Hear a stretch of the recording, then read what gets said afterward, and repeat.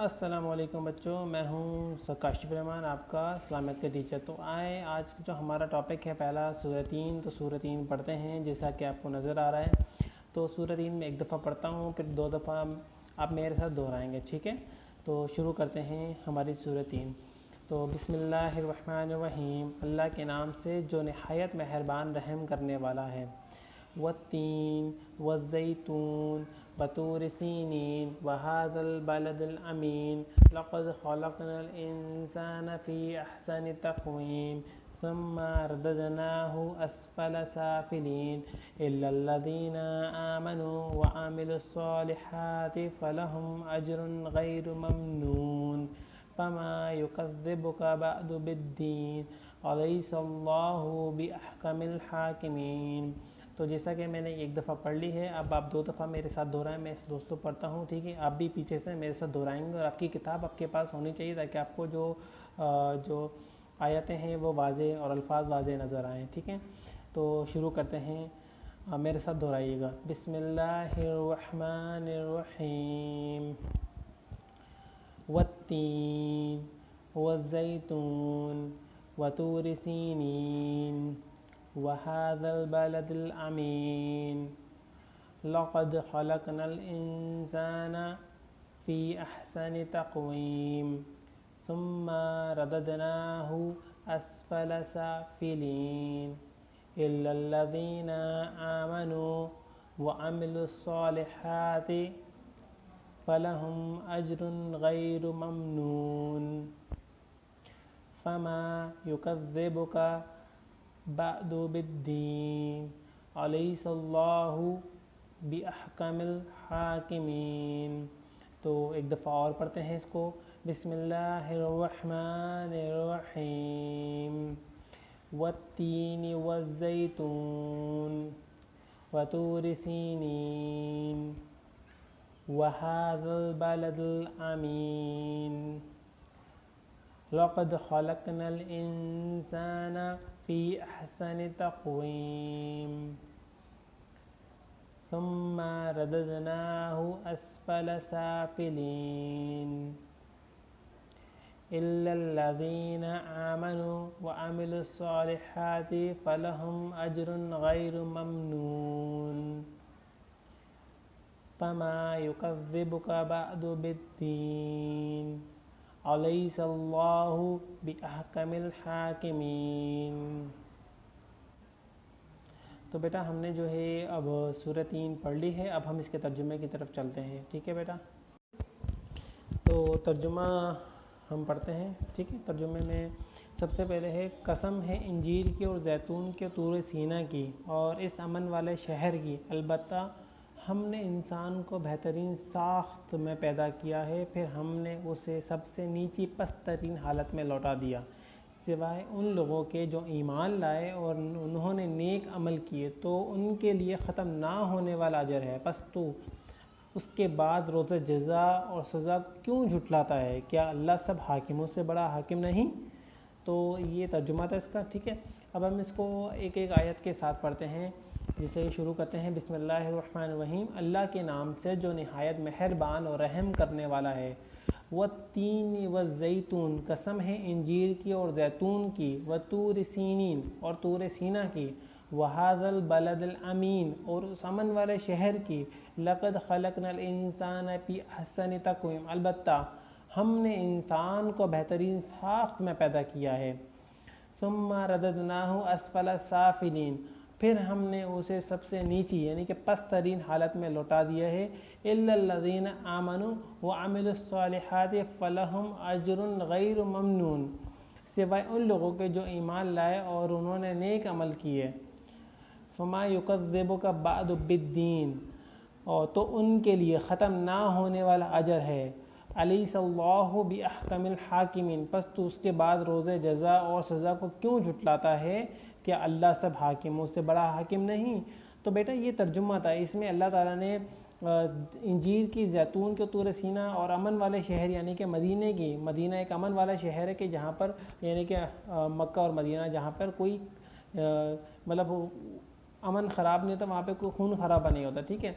तो वो अमन वाला शहर है, वहाँ पे खून खराबे की बिल्कुल वो ममनू है, वहाँ पे मना है, ठीक है, कि वहाँ पर अगर कोई किसी को कुछ मीन्स करना भी होता है तो वहाँ पे उस अमन वाले शहर के अंदर वो कुछ नहीं कर पाते, वहाँ की पुलिस वहाँ का कानून हिस्सा है, ये तो हमारे नबी के दौर से जो है ये चलता आ रहा है।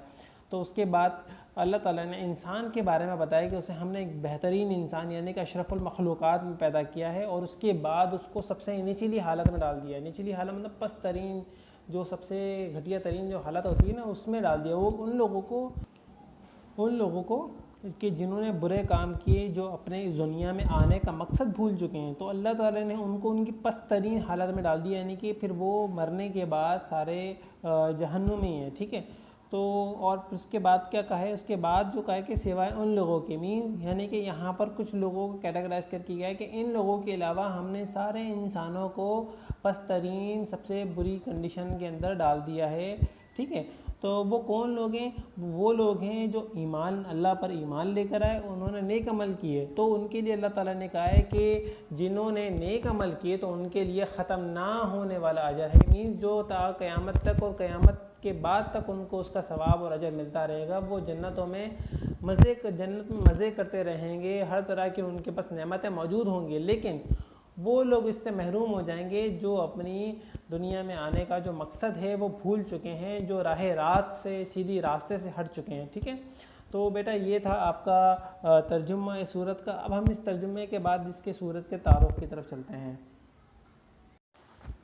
तो बेटा ये सूरत का जो आपको नज़र आ रही है मुख्तसर सा तारुफ दिया गया है, तो इस मुख्तसर से तारुफ को हम इसका मुताला करते हैं, ठीक है। तो शुरू करते हैं इसका जो तारुफ है वो पढ़ना, उसको समझना, ठीक है।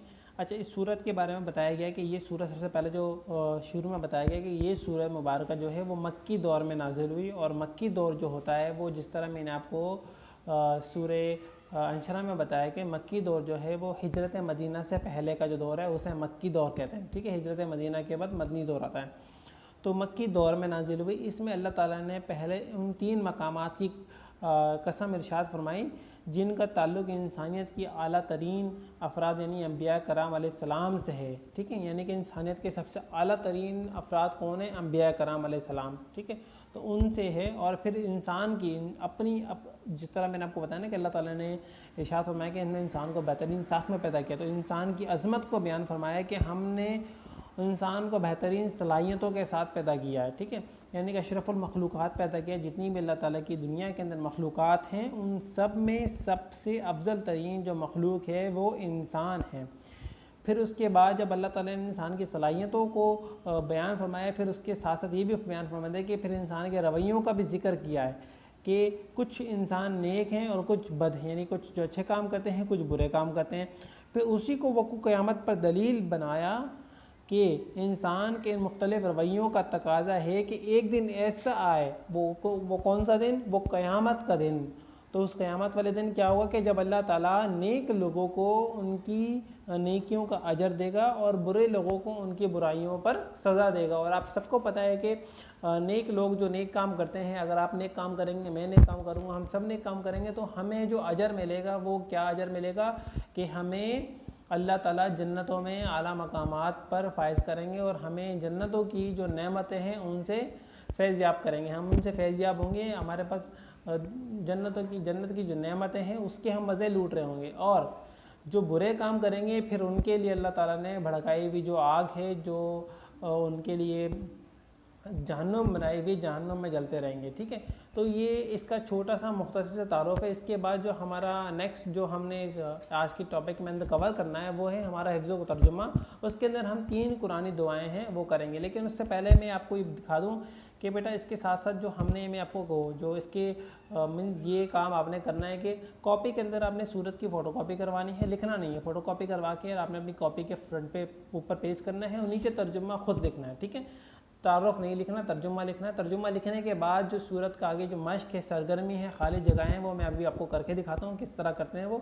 उसको फिल करने के बाद एक पिक्चर आपको शो होगी, उसमें आपको जो है वो सारा लिखा होगा। अब उसको कॉपी करना चाहे कॉपी कर लें। वो आपने उस सूरत के नीचे लिखना है, पहले सूरे अंशरा, फिर उसके बाद सूरे 3, दोनों का अलग अलग पेज पर मीन सूरत कॉपी करनी है, उसका तर्जुमा लिखना है, फिर उसके सवाल यानी कि जो खाली जगहें हैं वो फिल करनी है, फिर उसके बाद सूरह 3 के साथ भी इसी तरह आपने पहले सूरत कॉपी करवा के पेश करनी है, फिर तर्जुमा लिखी और उसके जो सरगर्मी है वो करनी है। तो चलें मैं आपको अब जो है खाली जगहें वो फिल करके दिखाता हूँ। जिस तरह हमने अब अपनी जो है सूरह अलम नशरा भी पूरी कर ली थी लास्ट वीडियो में, और उसके बाद अभी इस वीडियो में हमने सूरह 3 भी पूरी कर ली है, ठीक है। तो अब हम चलते हैं इसके काम की तरफ। सबसे पहले हम अपनी जो इसका जो मश्क की खाली जगह किताब में सॉल्व करेंगे। किताब में सॉल्व करने के बाद आपने इनको अपनी कॉपी के अंदर मतलब हेडिंग डालने के बाद जब पहले क्या करेंगे, आप सूरत की फ़ोटोकॉपी वगैरह करवा लें। फ़ोटोकॉपी करवाने के बाद जो तर्जुमा है उसका, वो तर्जुमा आप अपनी कॉपी में जिस तरह मैंने बताया है कॉपी में लिखेंगे, ठीक है। तो उसकी सूरत के नीचे तर्जुमा लिखेंगे। तर्जुमे के बाद आप ये उससे रिलेटेड जो ये खाली जगह है, जो इसका वर्क है, ये आपने करना है। तो हम चलें सॉल्व करते हैं। सबसे पहले वो पूछा है सूरह अलम नशरा। सूरह अलम नशरा डैश दौर में नाजिल हुई। तो जैसे लास्ट टाइम हमने पढ़ा था, अगर आप इसको दोबारा भी देखेंगे तो ये तारुफ के अंदर आपको मिलेगा ये सूरह मुबारक मक्की दौर में नाजिल हुई। तो इसका आंसर जो होगा वो होगा मक्की दौर, ठीक है। दौर लिखा हुआ है, हमने सिर्फ यहाँ पे मक्की लिखना है, मक्की दौर में नाजिल हुई।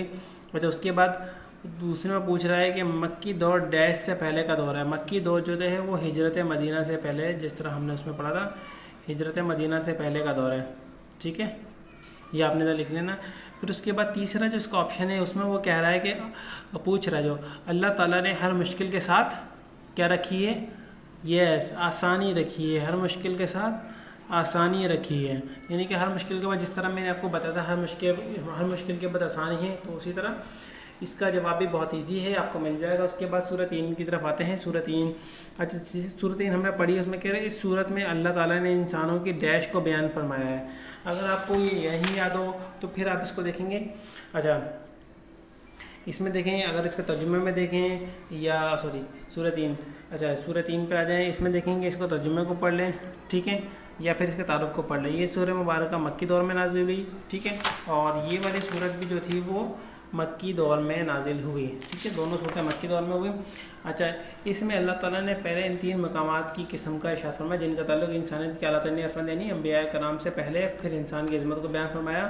अच्छा, इसमें क्या है, फिर इंसान की अज़मत को बयान फरमाया है। तो यहाँ पर क्या आएगा, इसमें आएगा इस सूरत में अल्लाह ताला ने इंसान की डैश को बयान फरमाया। किसको बयान फरमाया, अगर आप गौर से देखें, इंसान की अज़मत को बयान फरमाया है, इसमें आ जाएगा अज़मत, ठीक है।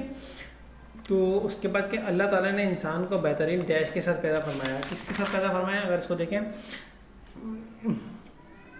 अच्छा ये इसमें दोबारा से आप इसको पढ़ेंगे। 3 मकामात की किस्म इरशाद फरमाई जिनका ताल्लुक इंसान की आला तरीन अफराद यानी अंबिया कराम और फिर इंसान की इज़्ज़त को बयान। इंसान को हमने यानी कि अल्लाह ताला ने इंसान को बेहतरीन सलाहियतों के साथ पैदा फरमाया। किसके साथ, उसके बाद ही जो अगला पॉइंट है उसमें वो कह रहा है कि अल्लाह ताला ने इंसान को बेहतरीन सलाहियतों के साथ पैदा किया है, ठीक है। इसमें आ जाएगा सलाहियतों। उसके बाद अल्लाह ताला नेक लोगों को उनका डैश दे, क्या देगा नेक लोगों को। अच्छा, इसके बाद फिर इंसान रवैयों का जिक्र है, इंसान के रवैयों का कि जो नेक हैं और कुछ बद हैं। फिर उसी को वकू क़यामत पर दलील बनाया है कि इंसान के मुख्तलिफ रवैयों का तकाज़ा है कि एक दिन ऐसा आएगा जब अल्लाह ताला नेक लोगों को उनकी नेकियों का अजर दे और बुरे लोगों को उनकी बुराइयों पर सज़ा, ठीक है। ये दोनों चीज़ें हो जाएंगी कि अल्लाह ताला नेक लोगों को उनका अजर, अल्लाह ताला बुरे लोगों को उनकी बुराइयों पर सज़ा, ठीक है, इसमें आ जाएगा सज़ा, ठीक है। तो ये आपकी 4 ब्लैंक्स हो गई, ठीक है। ये 3 ब्लैंक्स, ये दोनों आपने पहले ये वाली सूरत लिखनी है जिस तरह आपको तरीका मैंने बताया है कि पहले सूरत की फ़ोटोकॉपी करवा लें। फ़ोटोकॉपी लगवाने के बाद उसके नीचे तर्जुमा जो है वो लिख दें, तारुफ नहीं लिखना, तारुफ के वो तर्जुमे के बाद आपने खाली जगह करनी है। उसी तरह सेम एज इट इज़ आपने इसमें भी यही करना है, ठीक है।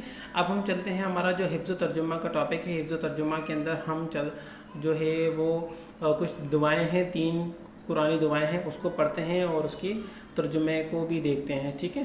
3 दफ़ा पढ़ते हैं, मैं 3 दफ़ा पढ़ूंगा, आप भी साथ पढ़िएगा, तो उससे आपको आ जाएगी पढ़ना। और फिर मैं जब आप क्लासेस होंगी या ऑनलाइन क्लास होगी तो मैं आपसे पूछूंगा।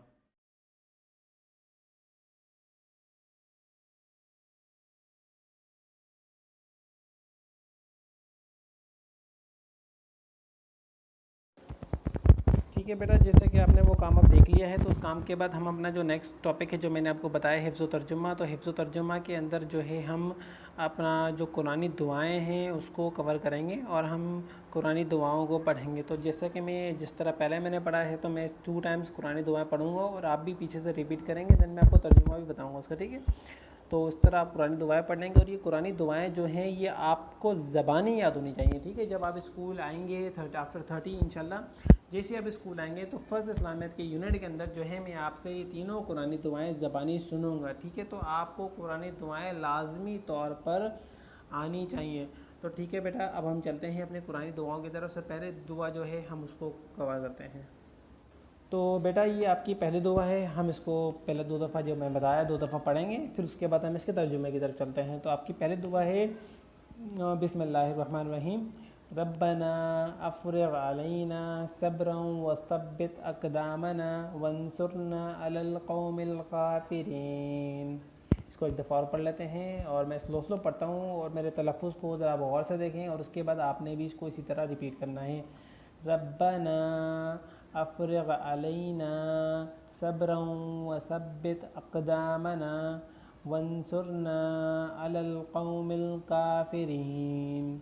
ये सूरह बकरा की आयत नंबर 250 है, ठीक है। आपने इसको देख लिया, इसको इसी तरह रिपीट कर लें एक दफ़ा, आप 2-3 दफ़ा, बल्कि आपने तो वैसे ही ज़बानी इसको याद करनी है, ठीक है। उसके तर्जुमे को देखते हैं। तर्जुमे में वो कह रहा है कि ए परवरदिगार, हम पर सब्र के दहाने खोल दे और हमें लड़ाई में साबित कदम रख और लश्कर कुफ़ार पर फ़तेह याब फरमा, ठीक है। लश्कर कुफ़ार मतलब जो मुशरिकीन थे जो उस वक्त आप सल्लल्लाहु अलैहि वसल्लम जो मुसलमानों से जंग कर रहे थे, तो उस वक्त जो है ये दुआ उसके लिए दुआ मांगी गई थी। इसको तर्जुमे को दोबारा एक दफ़ा पढ़ लेते हैं। ए परवरदिगार, हम पर सब्र के दहाने खोल दे और हमें लड़ाई में साबित कदम रख और लश्कर कुफ़ार पर फ़तेह याब फरमाई, यानी कि हमें जीत हासिल दे। तो हमने अपनी पहली दुआ पढ़ ली है, अब हम आते हैं हम दूसरी दुआ के ऊपर। दूसरी दुआ है हमारी, मैं इसको पढ़ लेता हूँ 2 दफ़ा फिर से। रब्बना ज़लमना अनफुसना व इल्लम तग़फ़िर लना व तरहमना लनकूनन्ना मिनल ख़ासिरीन। रब्बना ज़लमना अनफुसना व इल्लम तग़फ़िर लना व तरहमना लनकूनन्ना मिनल ख़ासिरीन। ये सूरह अराफ की आयत नंबर 23 है। इसका तर्जुमा देख लेते हैं, इसका तर्जुमा पढ़ते हैं। तर्जुमे में है कि ए हमारे परवरदिगार, हमने अपनी जानों पर जुल्म किया और अगर तूने हमें नहीं बख्शा और हम पर रहम नहीं किया तो हम खसारा पाने वालों में से हो जाएंगे। दोबारा पढ़ लेता हूँ मैं। ए हमारे परवरदिगार, हमने अपनी जानों पर जुल्म किया और अगर तूने हमें नहीं बख्शा, यानी कि हमें नहीं माफ़ किया और हमारे गुनाहों को नहीं दरगुजर किया, तो हम पर रहम नहीं किया, तो हम खसारा पाने वालों में से हो जाएंगे। यहाँ पर खसारा पाने वाले मतलब जो जहन्नुम में हैं, जिनको बाद में सज़ा मिलनी है अपनी बुराइयों की, तो उसके बारे में ज़िक्र है, ठीक है। तो इसमें मांगा जा रहा है कि अल्लाह ताला यानी कि हमने ख़ुद अपनी यानी कि जो इंसान बुरे काम करता है तो वो अपने आप पर ही जुल्म कर रहा है, वो अपने लिए ही खसारा, अपने लिए ही जहन्नुम के रास्ते खोल रहा है, ठीक है। तो उसके लिए ये बहुत बेहतरीन दुआ है। जब हम नमाज़ पढ़ें, नमाज के बाद इस दुआ को पढ़ लिया करें कि ए अल्लाह, ए हमारे परवरदिगार, ए हमारे रब, हमने अपनी जानों पर जुल्म किया और अगर तूने हमें नहीं बख्शिया, हम पर रहम नहीं किया, तो हम खसारा पाने वालों में से हो जाएंगे। तो इंशाल्लाह अल्लाह ताला बहुत मेहरबान है और वो इंशाल्लाह हम पर ज़रूर रहम करेगा। अब हम अपनी तीसरी दुआ की तरफ चलते हैं, ठीक है बेटा। ये हमारी अब तीसरी जो दुआ है कुरानी दुआ, अब इसको हम पढ़ लेते हैं, फिर इसके तर्जुमे को भी पढ़ते हैं। उसी तरह मैं 2 दफ़ा इसको पढ़ूंगा, फिर इसका तर्जुमा पढ़ के आपको बताऊंगा, ठीक है। फिर आपने जो ये सारा होमवर्क है कुरानी दुआएं याद करने वाला वो सारा होमवर्क आप करेंगे, ठीक है।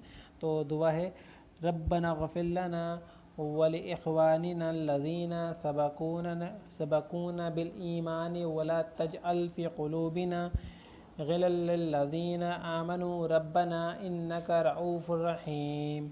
ये मैंने एक दफ़ा पढ़ ली है, अब इसको दूसरी दफ़ा पढ़ता हूँ मैं, ठीक है। आप गौर से सुनिए।